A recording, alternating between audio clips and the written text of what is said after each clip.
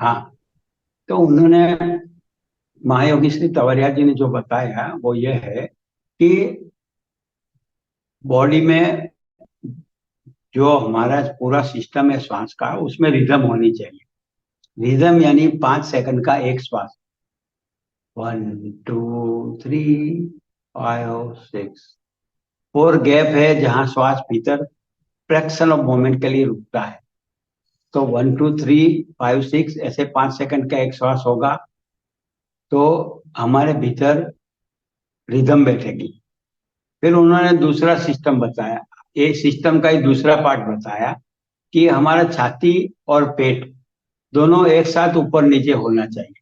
जो हमारा डायाफ्राम है वो बार बार हिल जाता है, इसकी वजह से हमें डर लगता है, इसकी वजह से हमें हो जाती है, इसकी वजह से हम किसी की बातों में आ जाते हैं।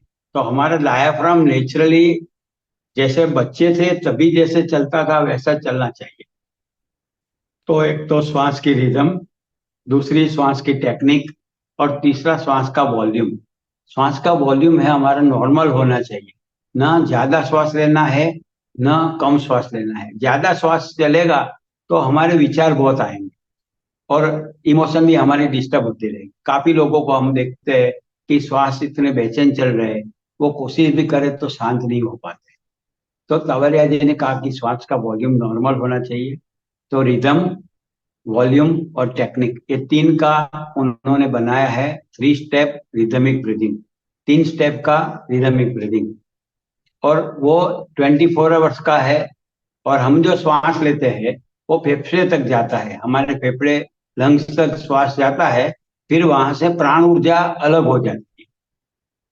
और हमारे नाभि के पास जो पेरिनियम है, 1 inch by 1 inch by 1 inch का जो ट्राइंगल है, वहां से हमारी करोड़रज्जु से होके ब्रेन सिस्टम में और पूरे शरीर में फैल जाती है प्राण ऊर्जा।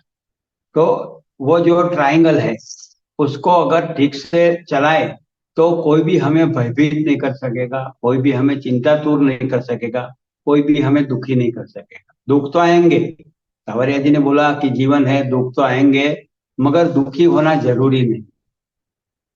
तो उसका रास्ता यही है कि हम श्वास से, ऑब्जर्वेशन से देखते जाएंगे तो धीरे धीरे होगा, एक दिन में नहीं होगा, ये पूरी प्रोसेस है। और इसके प्रोसेस में आपको पीड़ाएं परेशानियां भी आएगी, रुकावटें भी आएगी। और तवरिया जी ने कहा है कि ये जो एक्सरसाइज है, हो सके सबको रिक्वेस्ट करता हूं कि आप 7 - 1 = 0 समझ के करें।